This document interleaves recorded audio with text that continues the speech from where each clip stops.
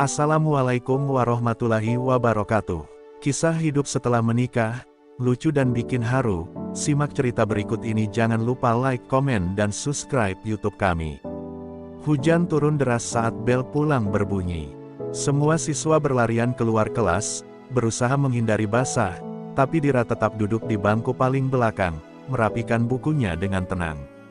Revan, yang biasanya sudah lenyap dari kelas dalam 5 detik setelah bel berbunyi, justru masih di sana.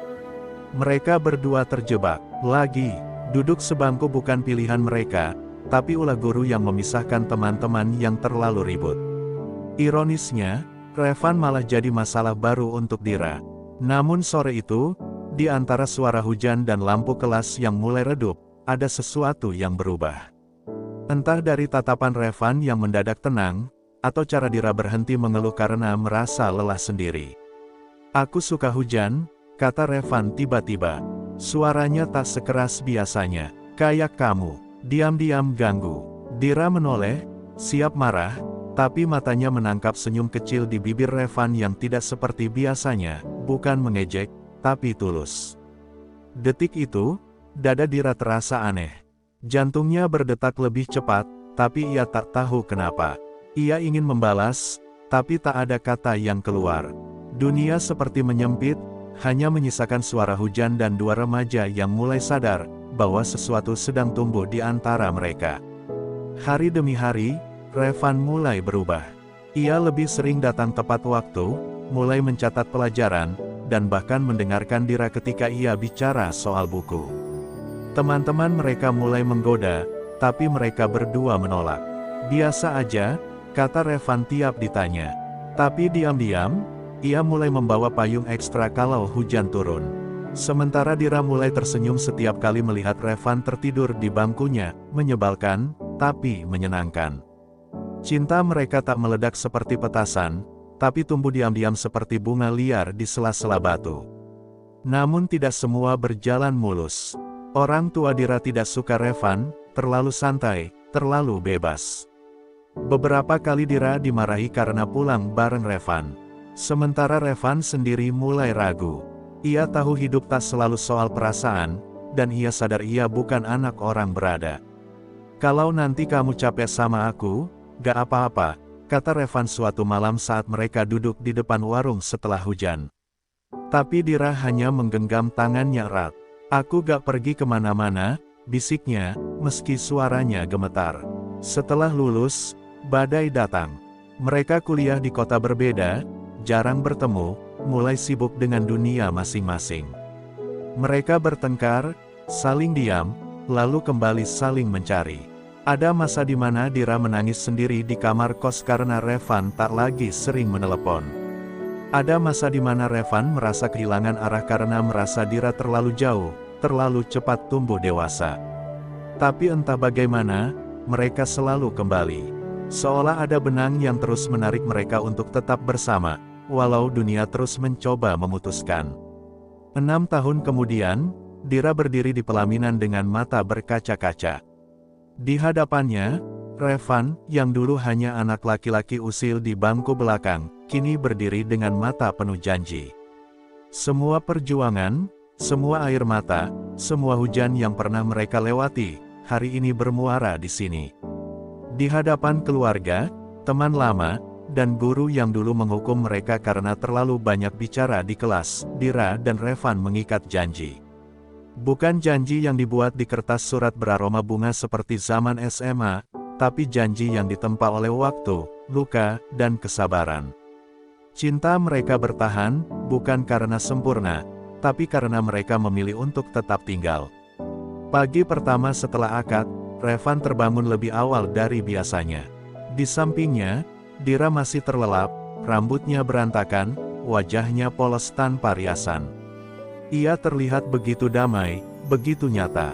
Revan tersenyum, tapi di dadanya ada rasa yang tak bisa dijelaskan, takut. Bukan takut pada Dira, tapi pada hari-hari panjang yang kini benar-benar dimulai. Tidak ada lagi aku dan kamu, hanya ada kita. Dan kita berarti kompromi, pengertian, dan terkadang menelan rasa sendiri tanpa suara. Sesuatu yang tak pernah diajarkan buku pelajaran atau janji manis masa remaja. Bulan pertama terasa manis. Dira mulai belajar masak, walau sering gagal. Revan pulang kerja dengan langkah ringan karena tahu ada seseorang menunggunya di rumah. Tapi kemanisan itu cepat sekali berubah rasa.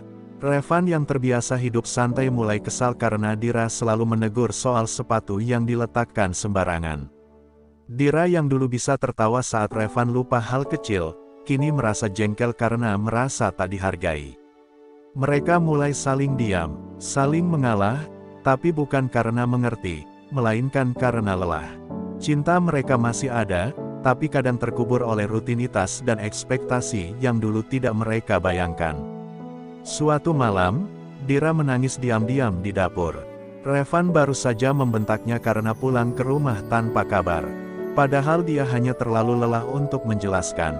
Di ruang tamu, Revan duduk dengan kepala di antara tangan, menyesali kata-kata yang keluar dari mulutnya sendiri. Tapi egonya terlalu tinggi untuk segera meminta maaf. Rumah yang dulu mereka impikan penuh tawa, kini hanya dipenuhi suara televisi yang menyala tanpa ditonton. Seperti dua orang asing yang terjebak dalam tempat yang sama, tapi hatinya tak lagi saling menyentuh. Beberapa hari kemudian, Revan menemukan secarik kertas kecil di meja makan. Tulisannya tangan Dira, rapi tapi penuh luka, "Aku rindu versi kita yang saling mendengar, bukan saling mendiamkan. Aku masih cinta kamu, tapi aku juga manusia, Van." Saat itu, Revan merasa seperti ditampar kenyataan. Ia lupa bahwa Dira bukan gadis SMA yang bisa selalu tersenyum dan menunggu. Ia adalah perempuan yang lelah, tapi bertahan. Bukan karena tidak punya pilihan, tapi karena cinta, yang sayangnya mulai dibiarkan retak sedikit demi sedikit.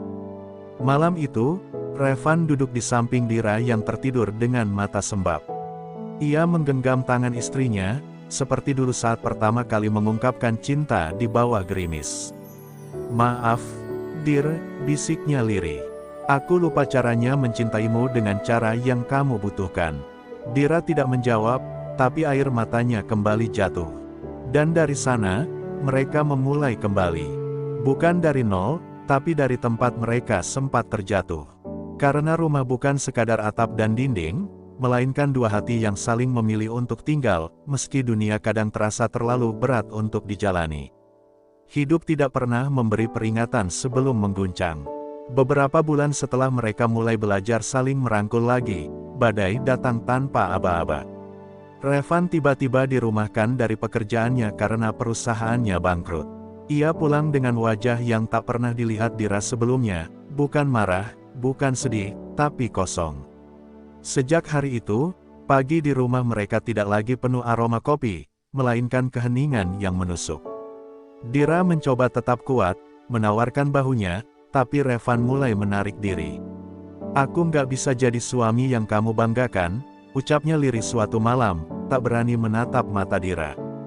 Dira, yang kini menjadi satu-satunya pencari nafkah lewat kerja freelance menulis dan ilustrasi, mulai merasakan tekanan yang tak ia duga. Tagihan datang silih berganti, belanja harus dihitung sampai receh terakhir. Tapi yang paling menyakitkan bukan soal uang, melainkan jarak yang semakin tumbuh di antara mereka. Revan menjadi sosok yang hanya bicara jika ditanya. Ia mulai merasa seperti beban. Dira mulai merasa seperti sendirian, meski ada seseorang yang tidur di ranjang yang sama.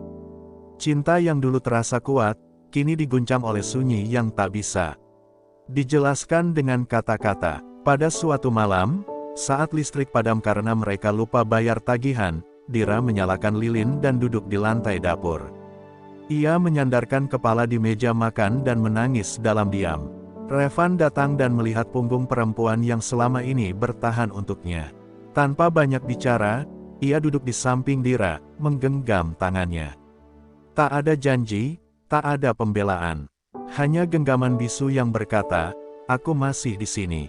Malam itu mereka bicara lama, bukan tentang uang, bukan tentang masa depan, tapi tentang rasa takut, rasa lelah, dan keinginan untuk tetap saling menggenggam walau dunia perlahan memudar. Beberapa hari kemudian, Revan mulai bekerja sebagai driver ojek online. Dira tahu ia merasa malu, tapi tetap berdiri di depan pintu setiap pagi, memberi senyuman dan bekal seadanya.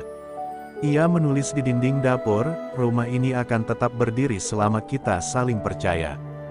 Dan Revan akan membaca tulisan itu setiap kali pulang dalam peluh dan lelah. Mereka tidak lagi hidup nyaman, tapi mereka belajar untuk hidup jujur. Bahwa cinta bukan tentang siapa yang paling kuat, tapi siapa yang mau bertahan meski sayapnya robek. Mereka jatuh berkali-kali, tapi mereka juga belajar bangkit bersama. Hidup memang tak lagi ramah seperti saat mereka masih di bangku SMA, tapi mereka tak lagi saling meninggalkan saat hujan datang. Mereka berdiri dalam dingin, saling memayungi dengan satu payung yang mulai sobek di ujungnya. Karena di balik semua luka dan kegagalan, mereka percaya, cinta yang bertahan bukan karena indah, tapi karena dipilih setiap hari, meski dunia terus berkata tidak. Setelah melewati masa-masa sulit bersama, rumah kecil mereka kembali hangat oleh tawa meski sederhana. Namun seiring waktu, satu pertanyaan mulai menghantui, kapan punya anak? Pertanyaan yang awalnya datang dari tetangga, kemudian dari keluarga, hingga akhirnya tumbuh menjadi suara di dalam kepala mereka sendiri. Dira mulai merasa bersalah setiap kali menstruasinya datang, sementara Revan diam-diam mencari tahu tentang klinik kesuburan. Mereka tak pernah benar-benar membicarakannya, hanya saling menebak isi hati lewat isyarat.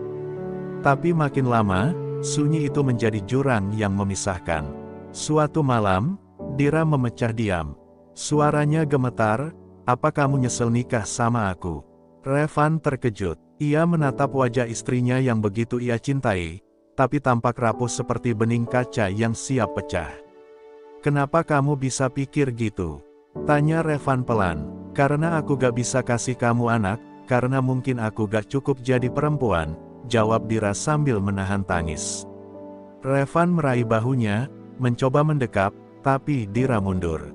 Terlalu banyak luka yang ia simpan sendiri, terlalu lama ia berpura-pura kuat, sampai ia sendiri lupa bagaimana caranya merasa cukup. Hari-hari berikutnya menjadi sepi. Mereka masih makan di meja yang sama, tidur di ranjang yang sama, tapi tak benar-benar bersama. Dira larut dalam kerja, mencari pelarian dari perasaan gagal. Revan menghabiskan waktu di luar lebih lama, bukan karena ingin menjauh, tapi karena tak tahu bagaimana menyembuhkan luka yang tak kelihatan. Rumah mereka tetap berdiri, tapi seperti panggung kosong yang kehilangan cerita. Yang dulu mereka perjuangkan bersama, kini nyaris tenggelam dalam kesedihan yang tak pernah diucapkan dengan jujur. Hingga suatu hari, Dira menemukan kotak kecil di lemari. Di dalamnya ada sepucuk surat dari Revan, tulisan tangan yang ia tulis diam-diam. "Kalau cinta diukur dari apa yang bisa kita hasilkan, maka aku sudah kalah sejak dulu. Tapi kamu, Dir, kamu bukan rumah yang kosong. Kamu rumah yang menyelamatkan aku dari hidup yang nyaris runtuh. Kalau takdir berkata kita berdua saja, aku tetap bersyukur. Karena bersamamu, aku tak pernah merasa kurang." Dira menangis, untuk semua luka yang ia pendam, untuk semua rasa bersalah yang ternyata tidak pernah ada di mata Revan. Malam itu, mereka duduk di balkon kecil rumah mereka. Tak ada kata-kata besar, hanya saling genggam, dan langit yang cerah tanpa hujan. Dira menyandarkan kepala di bahu Revan, dan untuk pertama kalinya dalam waktu yang lama, hatinya tak merasa sendirian. Mereka tak tahu bagaimana masa depan, tapi satu hal pasti, mereka akan tetap memilih satu sama lain, meski dunia tak memberi semua yang mereka minta. Karena rumah sejati bukan tempat yang ramai, tapi tempat di mana dua hati tetap saling berteduh, walau tak selalu lengkap. Musim hujan datang lagi, dan entah mengapa, selalu membawa kenangan. Dira duduk di jendela, menatap gerimis yang turun seperti potongan masa lalu yang datang satu persatu. Sudah 7 tahun mereka menikah. Luka-luka itu belum sepenuhnya hilang, tapi mereka kini tahu caranya merawat perih tanpa saling melukai.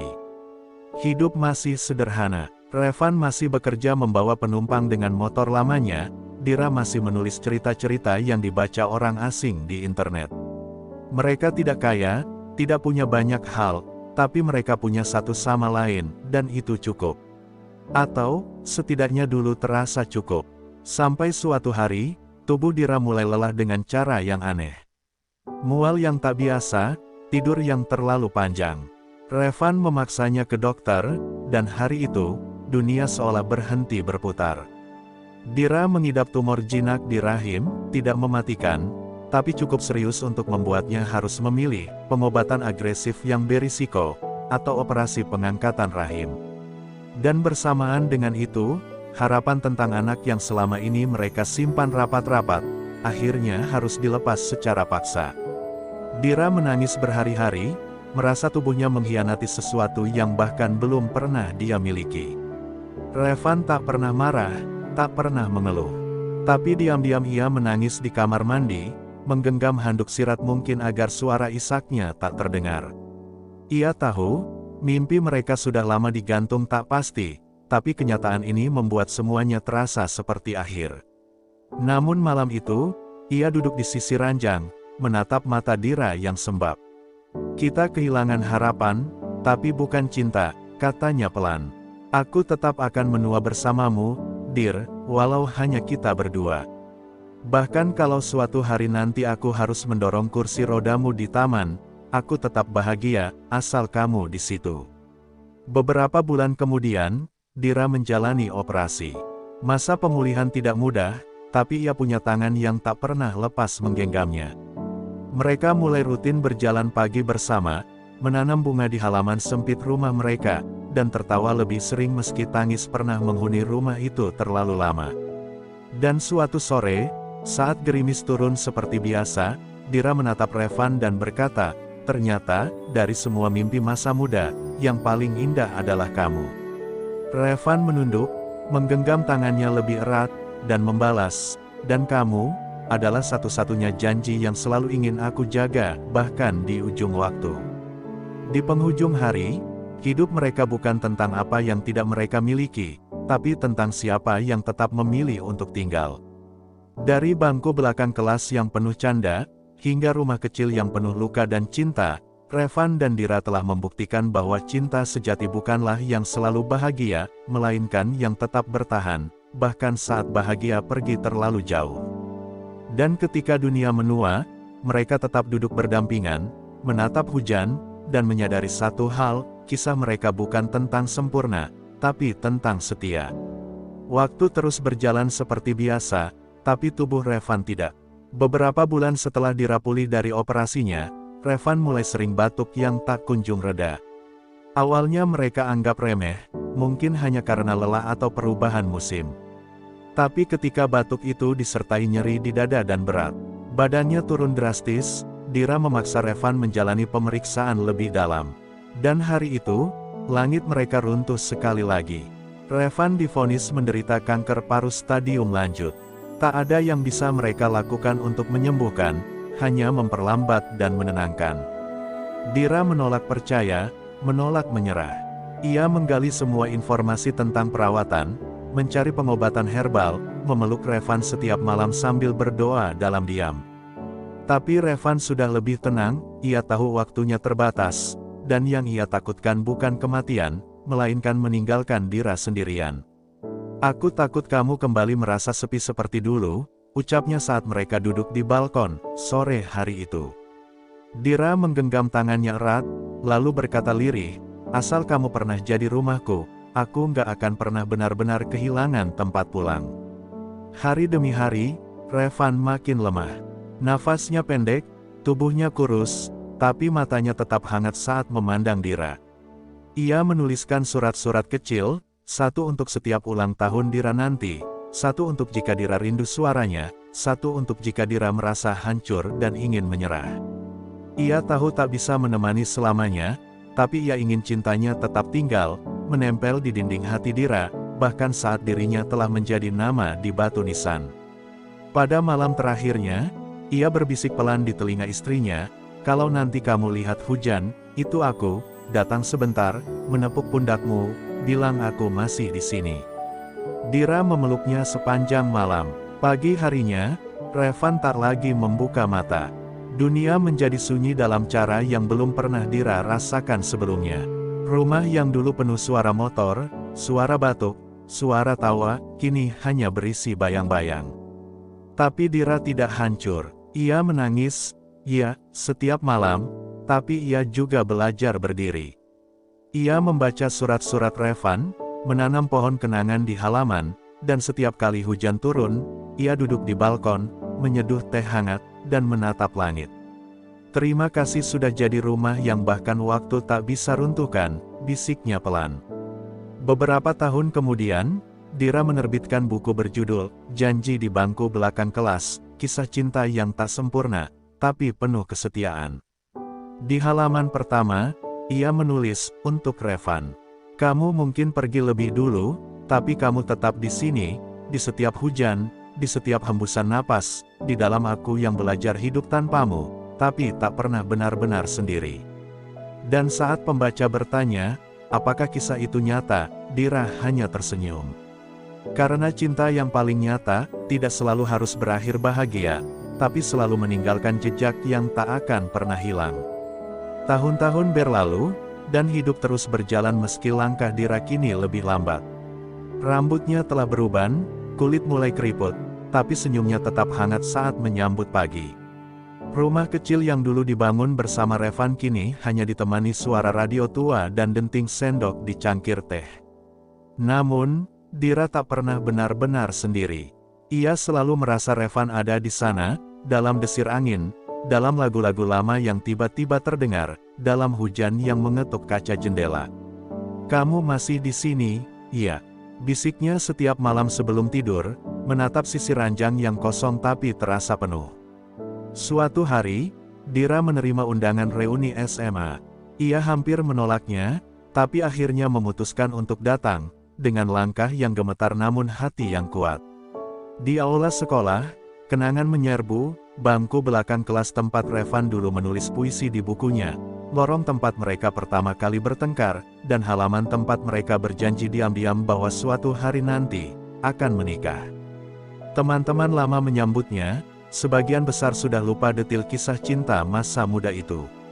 Tapi Dira, duduk di bangku yang sama, bisa mendengar suara Revan seolah baru kemarin mereka tertawa di sana. Seorang guru tua menghampirinya, membawa sebuah buku. Kumal yang ternyata buku harian siswa, dan di dalamnya, ada catatan dari Revan. Kalau nanti aku pergi duluan, tolong bilang ke Dira, aku bahagia pernah jadi bagian hidupnya. Bahkan kalau cuma sebentar, Dira tak bisa menahan air matanya. Ia memeluk buku itu seperti harta karun terakhir. Malam itu, saat ia pulang ke rumah, ia duduk di ruang tengah, membuka semua surat Revan yang dulu ia simpan rapi di dalam laci, dan membacanya satu persatu dengan suara keras, seolah ingin Revan mendengarnya dari langit. Beberapa tahun setelah kepergian Dira, sebuah perpustakaan kecil berdiri di dekat sekolah lamanya. Di atas pintu masuk, tertulis nama, Perpustakaan Revan Dira. Tak banyak yang tahu kisah di baliknya, selain seorang pemuda bernama Elang, anak dari tetangga Dira yang dulu sering membantunya menyalakan lampu saat listrik padam, atau sekadar menemani belanja ke warung. Dira sering bercerita padanya tentang cinta, kehilangan, dan bagaimana kesetiaan bukan tentang waktu, tapi tentang siapa yang tetap tinggal meski semua hal berubah. Saat Elang dewasa, ia bertekad mengabadikan kisah dua insan yang mengajarkannya makna cinta sejati. Di perpustakaan itu, Janji di Bangku Belakang Kelas menjadi buku paling banyak dibaca. Anak-anak muda datang, duduk di sudut jendela sambil membaca kisah cinta yang tak biasa, bukan tentang asmara yang mulus, tapi tentang dua manusia yang saling merawat luka satu sama lain. Mereka menangis, tertawa, dan mulai menulis surat-surat kecil untuk pasangan mereka, terinspirasi oleh surat Revan untuk Dira. Tak sedikit pula yang mulai menulis kisah cinta mereka sendiri, karena percaya bahwa cinta bukan milik yang sempurna, melainkan milik mereka yang berani bertahan. Suatu hari, seorang gadis SMA datang ke perpustakaan itu dengan mata sembab. Ia baru saja ditinggal kekasih yang memilih pergi saat ibunya sakit. Ia membaca kisah Revan Dira sampai habis, lalu menulis surat dan meletakkannya di sudut rak, di bawah foto hitam putih pasangan itu yang tersenyum berdampingan. Aku tahu sekarang, cinta bukan soal siapa yang datang paling cepat, tapi siapa yang tetap tinggal meski dunia runtuh. Surat itu dibaca oleh Elang, dan seperti benih, cinta itu kembali tumbuh, bukan untuk satu orang, tapi untuk banyak hati yang dulu patah dan kini ingin percaya lagi. Setiap tahun, tepat saat musim hujan pertama turun, Elang menggelar acara kecil, Malam Kenangan Revan dan Dira. Orang-orang datang membawa surat cinta, bunga, bahkan lagu. Tak ada panggung besar, hanya lantai kayu dan lilin kecil yang menyala di tiap sudut. Tapi malam itu selalu terasa hangat, seolah Revan dan Dira duduk di antara mereka, saling menggenggam tangan seperti dulu. Dan setiap kali hujan mulai turun pelan-pelan di luar jendela, semua diam, mendengarkan. Bukan suara hujan, tapi suara janji yang tak pernah benar-benar hilang. Karena ternyata, cinta yang dijalani dengan kejujuran dan keberanian tak akan pernah mati. Ia akan hidup dalam kata, dalam ruang, dalam orang-orang yang belajar mencintai bukan karena takut kehilangan, tapi karena ingin setia.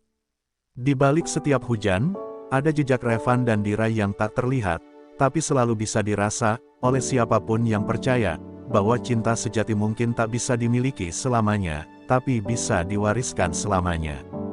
Dan pada suatu malam yang tenang, puluhan tahun setelah kisah cinta itu dimulai dari bangku belakang kelas, seorang anak kecil bertanya pada ibunya, "Ibu, kenapa perpustakaan itu namanya Revan Dira?" Sang ibu tersenyum, lalu menggenggam tangan anaknya. Karena dua orang yang saling mencintai di tempat ini dulu, tidak hanya menciptakan kisah cinta, tapi juga mengajarkan kita bagaimana cara mencintai dengan benar, meski harus melewati perih, kehilangan, dan akhir. Di luar jendela, hujan turun perlahan. Anak itu menatap tetesan air dengan takjub, seolah tahu, ada cinta yang ikut turun bersamanya.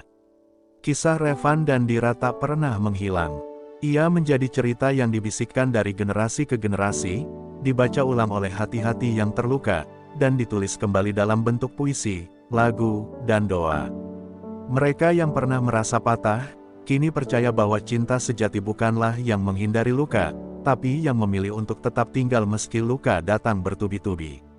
Revan dan Dira mungkin sudah tak lagi ada secara fisik, namun jejak mereka akan selalu hidup di hati siapapun yang membaca dan percaya pada cinta yang diperjuangkan sampai akhir. Waktu memang terus berjalan, tapi cinta yang tulus akan selalu abadi. Ia tidak membutuhkan saksi dalam jumlah besar, cukup dua hati yang saling berpegangan walau dunia mencoba memisahkan.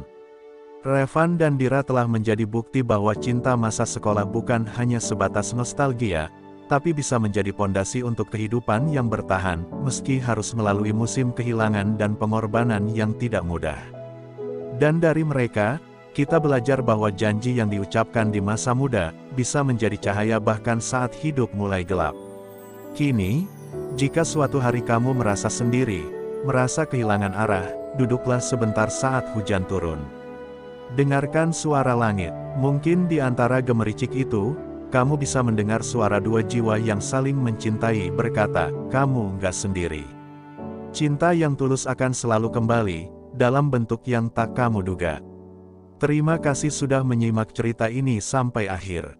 Untuk kalian para penonton YouTube yang setia, semoga kisah Revan dan Dira bisa menghangatkan hatimu, menguatkan langkahmu, dan membuatmu percaya bahwa cinta sejati memang ada, meski tak selalu mudah, tapi selalu layak diperjuangkan.